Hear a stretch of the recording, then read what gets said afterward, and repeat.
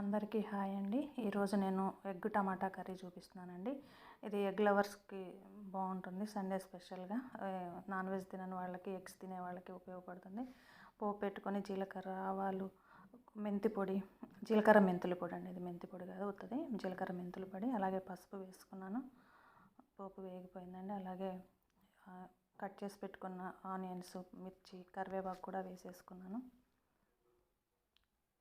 కొంచెం కలుపుకున్న తర్వాత ఒక స్పూన్ సాల్ట్ యాడ్ చేసుకుని, సాల్ట్ మాత్రం మన టేస్ట్ తగ్గట్టు వేసుకోవడమేనండి. ఎవరికి నచ్చినంత సాల్ట్ వాళ్ళు వేసుకోవడమేను.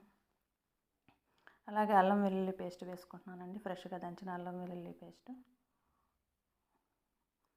కొంచెం ఓపికగా చేసుకుంటే అప్పటికప్పుడు దంచుకున్నది బాగుంటుందండి టేస్ట్.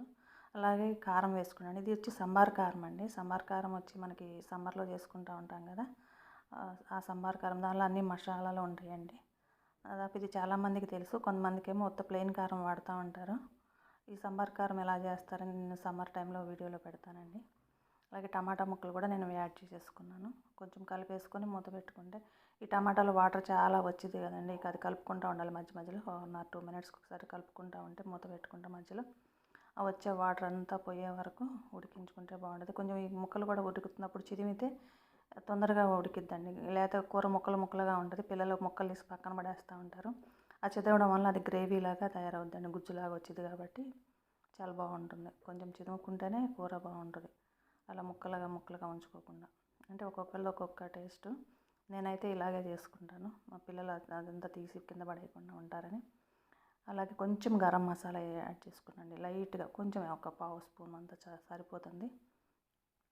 ఈ గరం మసాలా నేను ఎలా ప్రిపేర్ చేస్తాననేది లింక్ ఆల్రెడీ మన పాత వీడియోస్లో ఉందండి, ఒకసారి చూడండి.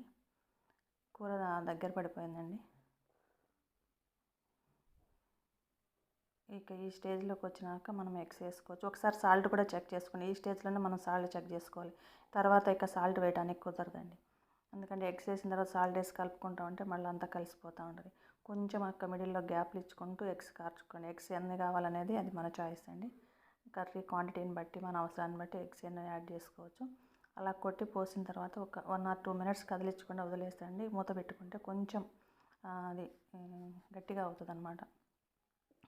టైట్ అయిన కొంచెం అలా మెల్లగా ఫోల్డ్ చేసుకోవాలండి. మెల్లగా ఫోల్డ్ చేసుకుంటే రెండో వైపు కూడా ఉడికిపోతుంది. చూడు, మెల్లగా చేసుకోవాలి. ఎక్కడ ఎగ్ అక్కడే మెల్లగా టర్న్ చేసుకుని అలా వదిలేస్తే మరలా మూత పెట్టుకుని 1 or 2 మినిట్స్ అనండి. మొత్తం ఎగ్స్ వేసినాక సిమ్లో పెట్టుకొనే చేసుకోవాలండి ఇది, ఎందుకంటే ఆల్రెడీ కూర అయిపోయింది కదా, హైలో పెట్టుకుంటే మాడిపోద్ది. సిమ్లో పెట్టుకొని అంతా ఒక 5 మినిట్స్ కూడా పట్టదండి చివరిగా.